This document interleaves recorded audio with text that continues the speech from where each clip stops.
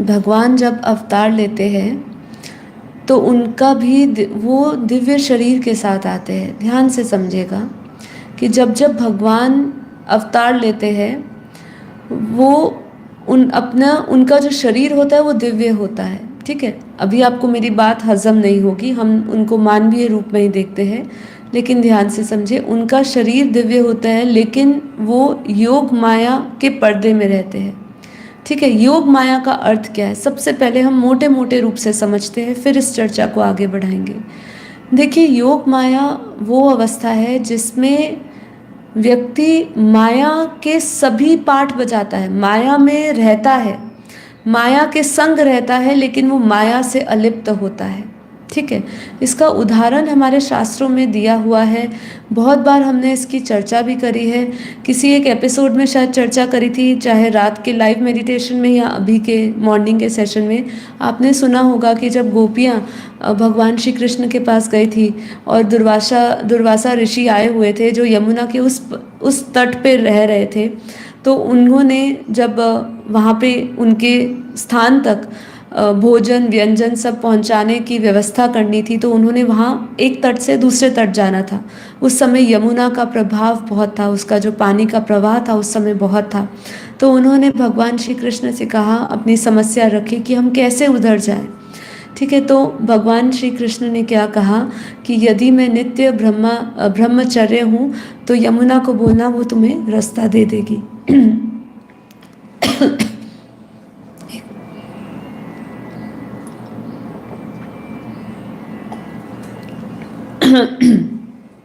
तो गोपियों को बहुत ही आश्चर्य हुआ कि देखिए, ये कह रहे अपने आप को नित्य नित्य ब्रह्मचर्य का पालन किया है तो यमुना पानी मतलब अपना स्थान दे देगी, जगह दे देगी। तो उनको बहुत आश्चर्य हुआ कि ऐसा तो नहीं है, क्योंकि उनका जो चरित्र दिख रहा है वो चरित्र तो अलग ही दिखा ना, उनको नटखट दिखा, उनके साथ रास करते हुए दिखा हमेशा। तो उन्होंने ऐसा बोला, तो जैसे ही वो गए, यमुना ने अपना उनको जगह दी और वो यमुना पार करके दुर्वासा ऋषि के पास गए, उनको खूब सारा व्यंजन परोसा, खाना परोसा, उन्होंने खूब सारा खाना खाया। ठीक है, फिर उसके बाद उन्होंने वही समस्या वापस, अब वो वापस कैसे जाए, तो दुर्वासा ऋषि ने भी पूछा कि तुम लोग वापस कैसे आए। उन्होंने पूरी ये बात बताई कि कृष्ण ने हमें ऐसा बोला था और हमने ऐसा किया और हमें यमुना जी ने जगह दे दी, उन्होंने रास्ता बना दिया। तो उन्होंने कहा ठीक है, वैसे ही जाओ, यमुना नदी को बोलना अगर दुर्वासा ऋषि नित्य उपवासी रहे हैं। ठीक है, उन्होंने धूप के सिवा, धूप एक घास होती है, हरी घास के तरीके से होता है, अगर उसके सिवा उन्होंने कुछ ग्रहण नहीं किया हो तो वो आपको रास्ता देंगे। तो ऐसा ही हुआ कि उनको रास्ता मिला। वो भी उनके लिए बहुत आश्चर्य की बात थी, क्योंकि इतना सारा व्यंजन, इतना सारा खाना खिलाया, लेकिन तो भी उन्होंने जब ये बात करी और यमुना जी के सामने ये बात रखी उन्होंने कि यदि दुर्वासा ऋषि जी ने अगर धूप के सिवा कुछ भी ग्रहण नहीं किया तो आप हमें रास्ता दे दीजिए, तो उनको रास्ता प्राप्त हुआ। तो ये जो है ये योग माया है। जब भी आपको कोई असंभव कार्य संभव होता हुआ दिखे, वो आपको योग माया का ही शक्ति है, वो योग माया की ही शक्ति है। इसीलिए इसको भगवान की अंतरंग शक्ति कही गई है। जो भी महापुरुष हुए हैं, जो भी महापुरुष है, जो भगवान के अवतार हुए, वही इस योग माया की शक्ति से युक्त है। अन्यथा आम जीव जो है वो केवल और केवल माया से युक्त है। अब माया भी है, योग माया भी है। तो यहाँ पे क्या कह रहे हैं, इसीलिए मैं आपको ये समझाने का प्रयास कर रही थी कि जो भी भगवान अवतार के रूप में आए, वो इस योग माया के पर्दे में रहे। इसीलिए आप उनकी लीलाओं को नहीं समझ पाए, हम उनको नहीं समझ पाते हैं। इसलिए जो उनको देखने वाला है वो उनके दिव्य शरीर को नहीं देख पाता है, उनके दिव्य शरीर, उनकी दिव्य लीला, उनके डिवाइन प्लानिंग को नहीं समझ पाता है। क्यों? क्योंकि हमारी ऊपर क्या है, हमारी ऊपर माया का पर्दा है, हम माया से युक्त है और वो योग माया से युक्त है। माया भी उसकी है, योग माया भी उसकी है। अब सबसे बड़ा प्रश्न आता है कि सिर्फ वही है, एक केवल परमात्मा ही है जो दोनों के पर्दों को हटा सकता है। चलो, अब योग माया का पर्दा तो वो अपने हिसाब से जब समय आए वो अपनी शक्तियों को दिखाएगा, लेकिन माया का पर्दा कैसे हटेगा? सबसे पहले यही प्रश्न उठता है। इसीलिए हमने कल मोह माया और महामाया समझा कि जो मोह माया है वो जो है, जो हम कर्मों में आ रहे हैं, जो कर्म बंधन को जब हम समझते हैं, कर्म के चक्र को समझते हैं, तब हम ये माया, मोह माया से परे हो सकते हैं। जब हम संसार को समझते हैं, अपने वास्तविक स्वरूप को समझते हैं, तब जाके हम मोह माया के बंधनों से मुक्त होते हैं और ज्ञान में उतरते हैं। तब महामाया, अंधकार से हमारा, अंधकार से हम छूटते हैं। ठीक है, तो ये योग माया जो है वो सतोगुणी है। इसलिए कल हमने बात करी थी ना, रजो सतो तमो, तो ये सतोगुणी है। ये योग माया जो है वो परमात्मा ने इंटेंशनली, हम कह सकते हैं वो इंटेंशनली रखा हुआ है, जिससे उनको कोई पहचान ना पाए। तो आगे ये क्या कहते हैं कि जैसे शुरुआत में ही आपको समझाया कि हमारे अंदर जैसे हम गुणों से युक्त होते हैं, हमें वैसा ही दिखाई पड़ता है। हमने ऐसा ही किया, भगवान भी हमें 3 गुणों वाला दिखाई देने लग जाता है। अब भगवान वैसे क्या है? वो त्रिगुणातीत है। भगवान को क्या कहा? त्रिगुणातीत कहा। वो दिव्य है, पर देखने वाला जिस गुणों से युक्त होगा, भगवान उसको वैसा ही दिखाई देगा। ठीक है, अब दिव्य पुरुषों को भगवान का अलौकिक रूप दिखता है। जब भगवान श्री कृष्ण ने पूरी सभा में, आपने देखा, उन्होंने अपना दिव्य स्वरूप दिखाया। जब उन्होंने दिव्य स्वरूप दिखाया तो वहाँ पे शिशुपाल भी था, सभी थे, पितामह थे, वहाँ पे संजय थे, वहाँ पे अर्जुन थे, युधिष्ठिर थे। लेकिन किसने उनके दिव्य स्वरूप को देखा? तो दिव्य स्वरूप को देखने वाला वही ज्ञानी पुरुष है जो उनके अलौकिक स्वरूप को देख सकता है, क्योंकि वो योग माया से युक्त है। और जो दिव्य ज्ञानी है, जो ज्ञानी हो चुका है, वो भी उसी योग माया से युक्त है। इसीलिए वो माया में रहते हुए उससे अलिप्त है। हर एक कार्य आपको लगेगा कि वो माया में रहते हुए माया को भोग रहे हैं। इसलिए अष्टवक्र गीता में भी हमने ज्ञानी अज्ञानी में, आत्मा अनात्मा में भेद समझते हुए बहुत क्लियर अंडरस्टैंडिंग ली थी उस दिन भी, कि वो हर एक कर्म करता है, पर फिर भी वो उस कृत्य से वो अलिप्त है। देखिए क्या कहते हैं कि भगवान की ये पूरी संपूर्ण सृष्टि है ना। चाहे इस ब्रह्मांड के मालिक को ले लो कि इस ब्रह्मांड का मालिक शिव हुआ, या उस पूरे पूर्ण ब्रह्म परमेश्वर को देख लो, जिसने आदि अनादि अंत, ये पूरा ब्रह्मांड जिसके शक्ति से रचा है, जिसकी योग शक्ति से रचा है, जिसकी प्रकृति है ये पूरी शक्ति। ठीक है, उसने जो रचा है, फिर भी अंत में हम क्या बोलते हैं? वो भगवान क्या बोलता है कि मैं अकर्ता हूँ, मैंने कुछ नहीं किया, मैं कुछ करता ही नहीं हूँ। तो यही उसकी योग माया है, यही उसकी योग शक्ति है, यही उसकी योग माया की शक्ति है। ठीक है, तो आगे क्या समझाते हैं कि सरल शब्दों में वापस मैं रिपीट यही करूँगी कि योग माया की शक्ति कुछ ऐसी शक्ति है कि कार्य माया में करते हैं, लेकिन उनको माया नहीं लगती, माया से वो आसक्त नहीं होते हैं। भगवान का हर एक कार्य योग माया की शक्ति से होता है। हर एक असंभव कार्य संभव होता हुआ उनकी योग शक्ति से होता है, योग माया की शक्ति से होता है। इसके भी अंतर्गत इसके 2 प्रकार बताए गए हैं। इसको विद्या शक्ति भी बोलते हैं, अलग अलग नाम से, अलग अलग हमारे शास्त्रों में, अलग अलग पुस्तकों में अलग अलग तरीके से बताया गया है। तो योग माया को कहीं कहीं जगह पे विद्या शक्ति और गुण शक्ति भी बताई गई है। ठीक है, तो ये जो गुण माया या योग माया या विद्या माया बोली गई है, इसके अंतर्गत भी 2 प्रकार के बताए गए हैं। ठीक है, तो एक है जीव माया। ठीक है, जीव माया क्या कहते हैं? ये जीव माया 2 प्रकार की है, जिसको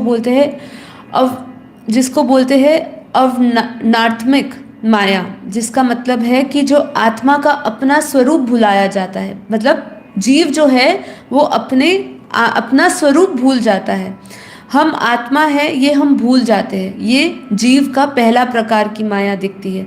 दूसरी है विक्षेपात्मक माया, जिसके अंदर क्या होता है? माया ने संसार में आसक्ति करा दी है। ठीक है, तो ये जीव माया के 2 अंतर्गत आते हैं। पहली, जिसमें वो अपने आप को आपको भुला देता है। आप अपने आप को इतना भूल गए हो, इतना देह अभ्यास कड़ा हो चुका है हमारा, कि हमें बार बार कोई याद भी दिलाता है ना कि तुम आत्मा हो, तुम दिव्य आत्मा हो, तुम देव आत्मा थे, तुम बेहद की आत्मा हो, तुम्हारे अंदर बेहद की शक्तियां थी, लेकिन हम उसको बार बार भूल जाते हैं, बार बार याद करते हैं। सुबह 1 घंटा याद करते हैं, फिर उसके बाद कुछ देर तक उसका अभ्यास बना रहता है, फिर वापस भूल जाते हैं, फिर वापस वही जड़ बुद्धि के साथ जड़ कृत्यों में पहुंच जाते हैं। ऐसे ऐसे कर्म करते हैं जो एक पशु करता है, इस प्रकार के हम कर्म करते हैं। केवल कर्म मतलब हम सिर्फ अपना हाथ पैरों से जो कर्म कर रहे हैं वो नहीं, अपने संकल्प इतने गंदे रखते हैं हम कि हम भूल बैठते हैं कि वो हमारी बुद्धि नहीं है, वो जीव बुद्धि है। तो यही माया है।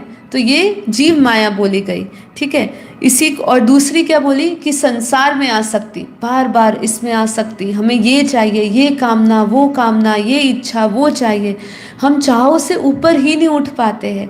तो ये भी हमारी विक्षेप आत्मिक माया है। ये हमारी ये जीव माया को अपरा या अविद्या माया भी कहते हैं। गीता में इसका उल्लेख किया गया है कि पृथ्वी, जल, अग्नि, वायु, आकाश, मन, बुद्धि, अहंकार, ऐसे ये 8 प्रकार के भेदों वाली जो है भगवान की जड़ स्वरूप अपरा माया है। हमारा मन बुद्धि माया का बना है, इसीलिए हमारे विचार भी माया के अंतर्गत होते हैं। इसीलिए बुद्धि का खेल है। बापूजी हमेशा ये जो हमें योग सिखा रहे हैं, ये बुद्धि योग है। बुद्धि जहाँ चली गई, आपका मन भी वहाँ चला गया, बुद्धि भी चली, बुद्धि के साथ मन, संस्कार, आपका शरीर भी उसी तरीके का बन गया। जैसा विचार वैसा शरीर, ठीक है, वैसा मन वैसा शरीर। तो इसीलिए इसको बुद्धि योग कहा गया। इसीलिए कहा कि यदि आपकी बुद्धि में माया है तो आपका विचार लगातार माया के अंतर्गत ही होगा। गुण माया को प्रकृति माया भी कहते हैं, ठीक है। ये गुणमयी दैवी माया बड़ी ही दुर्तथ्य है, अर्थात इससे पार पाना बहुत ही कठिन है। ये जो गुण माया कहा उसी को इन्होंने योग माया भी कहा है। जो केवल मेरे ही शरण में आए तो ये माया चली जाएगी। किसके? अगर आपको इस माया से, योग माया से अगर इस योग माया को पार करना है, योग माया की शक्ति से युक्त होना है, ठीक है, और इस माया से परे होना है, पार पाना है, तो आपको केवल और केवल परमात्मा की शरण में ही जाना पड़ेगा। उसकी शरण में जाना क्या मतलब होता है, आज उसको भी मैं क्लैरिटी करती हूँ आपकी।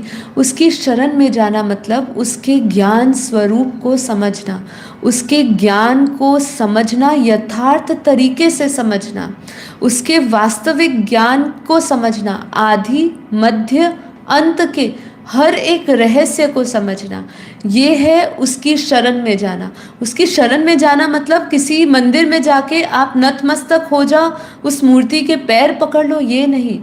अपनी उसको ज्ञान सहित समझते हुए अपनी पूरी बुद्धि उसमें लगा देनी।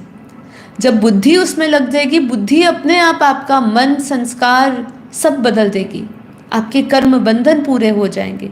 तो इसीलिए माया से पार जाना है तो उसकी शरण में जाना होगा, तभी व्यक्ति योग माया युक्त होता है। क्योंकि योग माया युक्त की परिभाषा क्या हो गई कि हम माया में रह रहे हैं। आपको मेरा हर एक कर्म ऐसा लगेगा कि ये तो माया को भोग रही है, लेकिन तो भी हम उससे अलिप्त, जैसे भगवान हुए, जैसे दिव्य पुरुष हुए, उनकी लीलाओं को कोई समझ नहीं पाया। तो यहाँ पे आगे क्या कह रहे हैं कि गुण माया ये भगवान की शक्ति है और ये भगवान की शक्ति पाकर अपना काम करती है। तो क्योंकि हम जीव आत्मा की शक्ति वाले हैं, हमारी शक्ति भगवान की शक्ति से काम है, इसीलिए माया को हम नहीं हटा सकते। इसीलिए हमें केवल में भगवान की शरण में ले जाना है। ये माया का प्रभाव हमारे मन पर होता है। काम, क्रोध, लोभ, मोह, मद, मत्सर, घृणा, ईर्ष्या, द्वेष एवं भय, यह योग माया के कारण हम लोगों पर हावी है। काम का अर्थ है पुत्रेशन, अर्थात स्त्री अथवा पुरुष संभोग की चाह, वितैषणा अर्थात धन कामना की चाह, लोकाशना यानी यश कामना की चाह, और क्रोध, लोभ आदि की चाह। तो ये सब जो चाह है हमारी, यही माया है। और इस माया से हमें परे सिर्फ और सिर्फ परमात्मा की शरण, जिसको मैंने आपको समझाया कि वो शरण ही परमात्मा का ज्ञान स्वरूप को जानना है, ज्ञान सहित उसको जानना है। वैसे तो जीव माया भी भगवान की ही शक्ति है, जीव माया और योग माया दोनों ही भगवान की शक्ति है, लेकिन गुण माया जिसे योग माया कहते हैं, ये भगवान की अंतरंग शक्ति है। भगवान के सारे काम योग माया से ही होते हैं। आप जितनी भी लीलाएं पढ़ते हैं, ये सारी लीलाएं योग माया के द्वारा ही होती है। जब भी कभी असंभव कार्य काम लीला में भगवान करे तो समझना ये योग माया से काम हो रहा है। जैसे श्री कृष्ण ने जन्म के समय कारागार, सब कारागार सो गया, ताले खुल गए, अपने आप खुल गए, यमुना ने मार्ग दे दिया, यह सब असंभव कार्य था, इसीलिए ये कार्य योग माया से हुआ है। तो अब मैं आशा करती हूँ कि इस पूरे एपिसोड के अंत तक आप समझ चुके होंगे कि माया और योग माया में क्या अंतर है। माया के अंतर्गत हम जीव माया भी समझते हैं, ठीक है, अब विद्या माया भी समझते हैं। जीव माया को ही विद्या माया कहा, इसी को मोह माया कहा, इसी को आप महामाया समझो क्योंकि हम घोर अंधकार में हैं। पर जब हम योग माया को समझते हैं तो योग माया से युक्त ज्ञानी पुरुष जो होता है वो माया में रहता हुआ भी अलिप्त होता है। उसके हर एक, जैसे भगवान का हर एक कार्य योग माया से युक्त होता है, ऐसे ही महाज्ञानी दिव्य पुरुषों का हर एक कर्म योग माया से युक्त होकर होता है।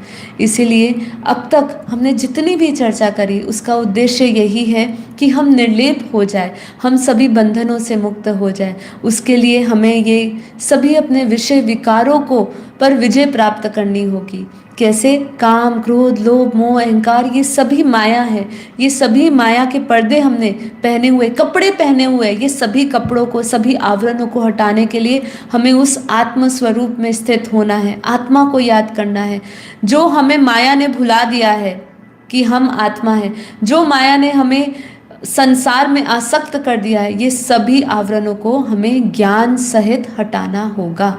बस इतना ही आज के लिए अंतिम उद्देश्य मेरा। आप सबको सभी को परम शांति। यदि ये एपिसोड आपको अच्छा लगा है, कुछ नई जानकारी प्राप्त हुई है, इस एपिसोड को ज़रूर लाइक करिएगा, शेयर करिएगा, कमेंट करिए अपना। यदि आपके कुछ प्रश्न हो तो आप कमेंट बॉक्स में भी डालिए। कोई नए हमारे साथ जुड़ रहे हैं, यदि आपका भी कोई प्रश्न है तो आप प्रश्न को इस एपिसोड के लाइव ख़त्म होने पर कमेंट बॉक्स में डालिएगा। हम उसको अपने लाइव एपिसोड्स में लेंगे। हम डेली इसका अभ्यास करते हैं, योग का, ज्ञान का चर्चा करते हैं। तो आप हमारे साथ डेली जुड़ सकते हैं। 5:30 से 6:30 हर मंडे से सैटरडे ये क्लासेस होती है। तो बाकी हमारा ये बेहद का ज्ञान सुनने के लिए कौन सी संस्था है, क्या संस्था ये ज्ञान देती है, बेहद के परम ज्ञान को समझने के लिए हमारी प्लेलिस्ट है।